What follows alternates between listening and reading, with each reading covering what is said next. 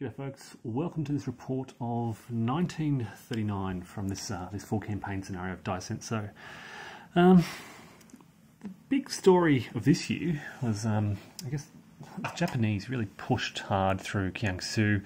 Their focus was on securing the remaining cities in Jiangsu. There's still, I'll explain this in a moment, there's still one here in Canton and one here in Guilin. So they brought the bulk of their forces, having cleared out Hopei, they brought the bulk of their forces down here, and the Communist Chinese were just sitting in Kansu. There's only sort of a small handful of forces there. But as the Japanese brought all their forces down to Jiangsu and were focusing on these cities, the Communist Chinese launched a counterattack, and they don't have a lot of strength. They've got 5 attack factors in total.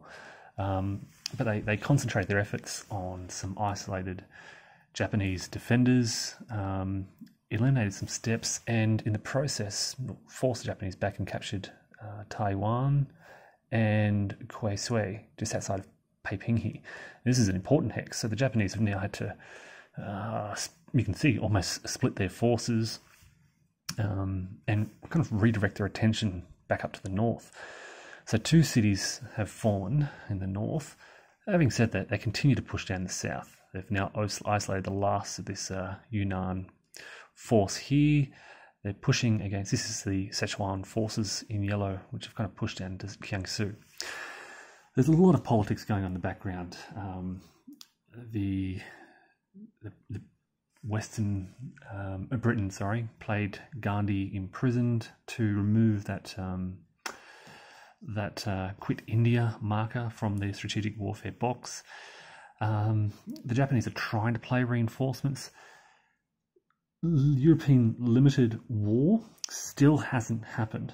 It's now been pushed back to the spring 1940 turn. Basically, when this comes out, you roll a die, and I just keep rolling high, so it keeps getting pushed back and back and back. The Japanese have been focusing most of their attention on, as I said, this land war in China. They do have a few sort of transports and maybe a surface fleet or 2, maybe, to kind of support their Pacific endeavours. But, I mean, I said from the beginning that my objective was China. I'd like to capture Lanzhou, Chongqing, and Kunming here. And once that's done, Yunnan should be knocked out. Kansu should almost be knocked out. It is a lot, and yeah, I don't know. I don't know if this is a good strategy or not, but it's taken now, in effect, 3 years to get this far. A lot of effort. Now, having said that, on the plus side, we've kept the Western powers at bay. The US is still in quarantine, policy vectored. Britain has their neutrality pact, so they are policy effective, and that neutrality pact prevents them from doing a lot of things. Russia is basically just has to play their rather ordinary border patrol cards, I think they're called. This is where I'm tracking all the politics of the games and the option cards, basically. So you can see the Russians, because there's no limited war. They're really restricting what they can do until that comes out, and so they're being forced to play these cards. The Allies, Western Allies, are rearming as much as they can, and the Japanese are doing a lot of different things. You can see some diplomatic overtures to try to get some more replacements out, some Saipan fortifications, because they're realising they're not going to be too offensive in the Pacific, so kind of shifting towards a more defensive posture in with their Pacific dependence. I should also note there are a lot of additional units in the Western force pool. There's been some Australian, New Zealand, Indian, colonial units being brought out. They've got a troop convoy, yeah, lots in there.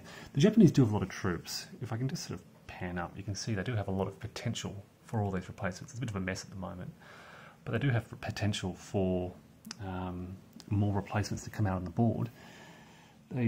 It's just a case of getting the right cards at the right time and playing them and bringing those replacements on.